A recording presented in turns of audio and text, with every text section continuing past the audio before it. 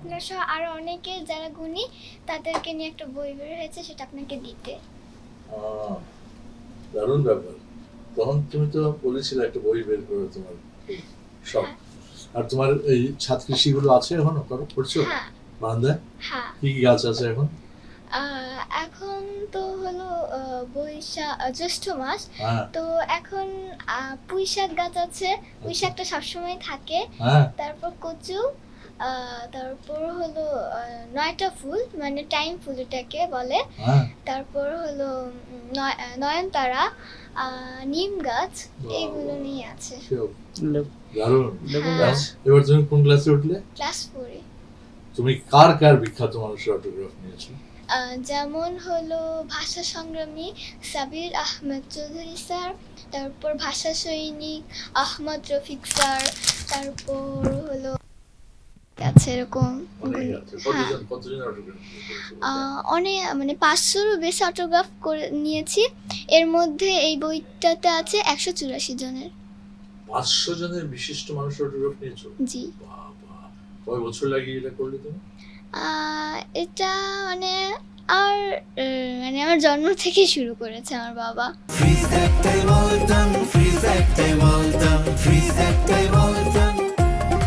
এই হবিটা তোমার কেন মনে হলো এটা করবে? এই হবিটা একদম আলাদা। আসলে এটা শুধু আমার না, এটা আমার বাবার পরিকল্পনা ছিল। তারপর আস্তে আস্তে যখন দেখলাম তখন আমার ভালো লাগলো। এই নিয়েই আর কি হ্যাঁ, আমি এটার মধ্যে যুক্ত হয়ে গেলাম। তো তোমাদের বাসায় তো আমি গিয়েছিলাম, তোমার ওই হ্যাঁ। বারান্দায় তুমি যে কৃষি করো, তুমি সেই অনুষ্ঠানে দেখেছিলে? হ্যাঁ, কেমন লেগেছে? খুব ভালো লেগেছে। সেদিন তুমি আমাকে একটা গানও শুনিয়েছিলে।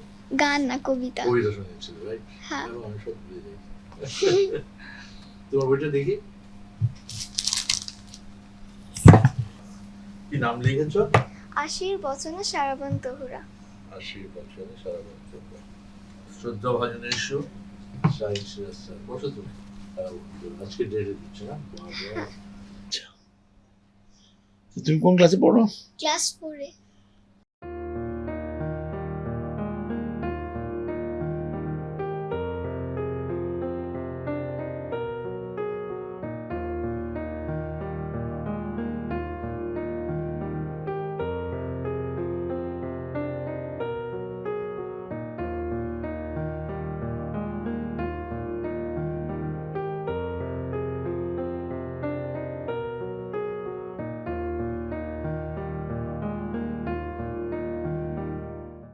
তো গত বছর হলো আমি এই চ্যানেলাই ভবনে এসেছিলাম শাইখ সিরাজ স্যারের অটোগ্রাফ নিতে এডিটিং রুমে।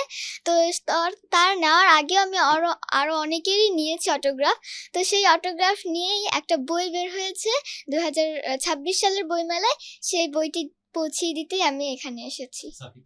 হ্যাঁ, স্যারকে পৌঁছাই দিতে। তুমি এটা কতদিন যাবত এটা করছো? এটা হলো আর এটা আমার অনেক আগে থেকেই, কিন্তু এটা তীব্র, মানে বেশি বেশি হয়েছে 2023-এ 3 তারিখ থেকে। তোমার উৎসাহ কি দিয়েছে? এটা আমার বাবা আমাকে উৎসাহ দিয়েছে। আচ্ছা, তুমি যে অনেক বিখ্যাত লোকের, অনেক গুণী ব্যক্তিদের যে অটোগ্রাফ নিয়েছো, সেই সঙ্গে দেখলাম ছবিও তুলেছো। হ্যাঁ, এটা কিভাবে সম্ভব হলো? এটা আসলে আমার বাবা আমাকে সব জায়গায় নিয়ে গেছে, তো সেখানে এভাবে আস্তে আস্তে গড়ে তুলেছি, আস্তে আস্তে এটা হয়ে গেছে। আজকে যে শাইখ সিরাজ স্যারকে যে বইটা তুমি উপহার হিসেবে দিলে, স্যার হ্যাঁ। তোমাকে কি বললেন? স্যার বলেছে এটা একটা বিশাল কাজ হয়েছে, এটা তোমার একটা খুব গুরুত্বপূর্ণ একটা দলিল। আর অনেক আমার বইটার প্রশংসা করেছে। আচ্ছা, তোমাদের বাসায় কি শাইখ সিরাজ স্যার গিয়েছিলেন? হ্যাঁ, গিয়েছিল। ছোটদের ছাদ কৃষির প্রথম পর্ব আমাকে দিয়ে সূচনা করেছিলেন। তিনি আমার বাসায় গিয়েছিলেন, আমার বাগান, আমার বেলকনি, আমাদের ছাদ নেই, বেলকনি বাগান বড়। তো সেখানে পুঁই শাক গাছের আমি চাষ করতাম। তার সাথে ছিল লেবু গাছ, তারপর পেয়ারা গাছ, তারপর সরু ফল গাছ, বাগান বিলাস, নিম গাছ, অনেক এরকম গাছ ছিল, তো সেটা নিয়ে একটা প্রতিবেদন করেছে। তখন স্যার তোমাকে কি বলেছিল, তোমাকে এই ছাদ কৃষি বা ছাদ বাগান দেওয়ার? আমার বাবাকে বলেছিল ছোটদের উৎসাহ করাটা খুব গুরুত্বপূর্ণ, এখন এগুলো কেউ তেমন একটা করে না। তারপর আমাকে জিজ্ঞেস করেছিল যে গাছ লাগালে কি হয়, তারপর শুধু কি গাছ কৃষকেরাই লাগাবে নাকি, এরকম অনেক বিভিন্ন ধরনের প্রশ্ন। তো এখন লিচুর সিজন, তো অনেক বাচ্চারাই লিচু পছন্দ করে, তারা লিচু খায়, কিন্তু অনেকেই লিচু খেতে যে গলায় মানে তাদের বিচিটা আটকে যায়, এই জন্য তাদের অভিভাবকদের সচেতন হওয়া প্রয়োজন। যখন তারা লিচু খায় তখন লিচুর ছোলাটা ছিলে ওইটার মধ্যে যে বিচিটা থাকে সেটা বের করে ওইটার যে নরম অংশটা ওটা খাওয়াতে হবে। লিচুর বিচি সহ যদি খাওয়াতে যায় তাহলে ওটা গলায় আটকে যেতেই পারে, কারণ বাচ্চারা তো বুঝে না যে ভিতরে যে বিচি আছে, তারা আটকে যেতে পারে, তাই ওটা লিচুর বিচিটা ফেলে তারপর খাওয়া উচিত। এটা তুমি কিভাবে জানলা যে লিচুর বিচিটা ফেলে দিতে হয়? কে তোমাকে শিখিয়ে দিছে? এই কথাটা আমাকে শাইখ সিরাজ স্যারই বলেছে। আমি তাকে যখন থেকে আমি বুঝেছি তখন থেকে আমি তাকে চিনি, আমার বোঝ ক্ষমতাটা যখন হয়েছে তখন থেকে আমি তাকে চিনি। তুমি কোন অনুষ্ঠান দেখছো? হ্যাঁ, তার আমি প্রায় সব অনুষ্ঠানই দেখি, যেমন ঈদের সময় কৃষকের ঈদানন্দ, হৃদয়ের মাটি ও মানুষ, তারপর এখন বাচ্চাদের যে ছোটদের ছাদ কৃষি, সবগুলোই দেখি। তুমি মোবাইল ব্যবহার করো আজকের দিনে? না, আমি মোবাইল ব্যবহার করি না সেটা না, করি, আমার প্রয়োজন হলে আমি এটা করি। মানে তুমি বাচ্চাদের হাতে হাতে যে মোবাইল, এটা তুমি নিশ্চয়ই পছন্দ করো না?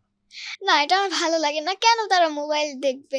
আমরা তো খেলতে পারি, বাগান তৈরি করতে পারি, বই পড়তে পারি, আর এগুলো করলে আমরা অনেক কিছু জানতে পারবো। তুমি তো গানও পারো, তারপরে ছড়া পারো না? হ্যাঁ নাচও পারো। হ্যাঁ। আচ্ছা, তুমি বাচ্চাদের উদ্দেশ্যে দুটো কথা বলো যে মোবাইল তোমরা ব্যবহার করবে না, এটা তোমাদের আসক্তি, এটা ক্ষতি হবে। আমার মতো আমি আমাদের বাচ্চাদের বা ছোট বড় যাদেরই হোক আমি তাদেরকে বলতে চাই যে মোবাইলটা ব্যবহার করা উচিত নয় আমাদের, কারণ মোবাইল ব্যবহার করলে আমরাই আমাদের কিছু জানতে পারবো না, আমরা বাইরের প্রকৃতি, আমাদের যে ইতিহাস, আমরা এইসবের কিছুই জানতে পারবো না।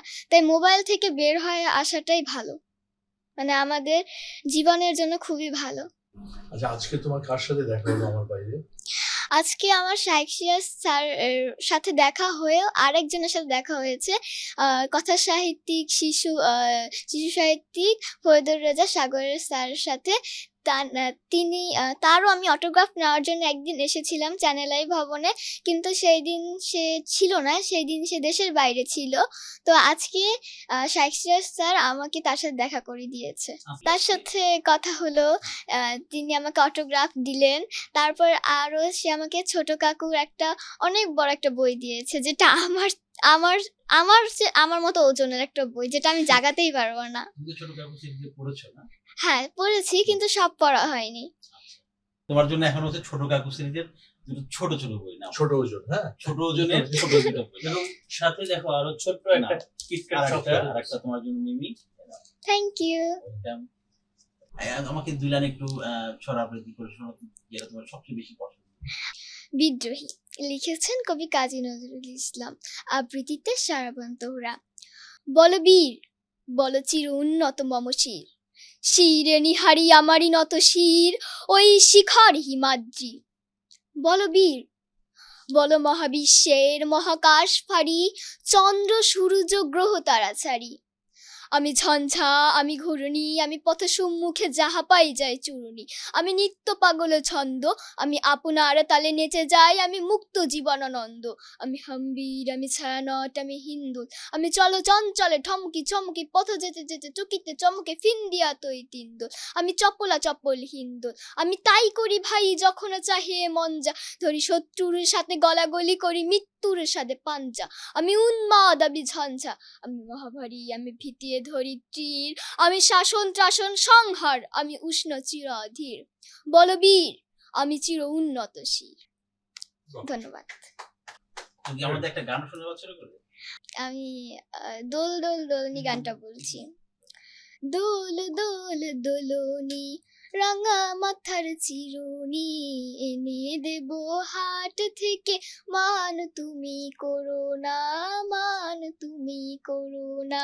নতুন নতুন খোপাটি তুলে এনে দুপাটি, রাঙা ফিতায় বেঁধে দেব, মান তুমি করো না, মান তুমি করো না। চেয়ে দেখো ডালিম ফুলে ওই জমেছে মৌ, বউ কথা কও ডাকছে পাখি, কয় না কথা বউ। এখন তো লিচুর সিজন, যখন বৈশাখ জ্যৈষ্ঠ মাস, তো আমি এখন লিচু নিয়ে একটা কবিতা বলতে চাই, সেটা কাজী নজরুল ইসলামের লেখা লিচু চোর, আবৃত্তিতে সারাবন্ত তহুরা। বাবুদের তাল পুকুরে, হাবুদের ডাল কুকুরে, সে কি বাস করলে তারা, বলি থাম একটু দাঁড়া। পুকুরের ওই কাছে না লিচুর এক গাছ আছে না, হোথা না আসতে গিয়ে ইয়া বড় কাস্তে নিয়ে, গাছে গো যেই চড়েছি ছোট এক ডাল ধরেছি, ও বাবা মরাত করে পড়েছি সরাল জোরে। পড়বি পর মালির ঘাড়ে, সে ছিল গাছের আড়ে,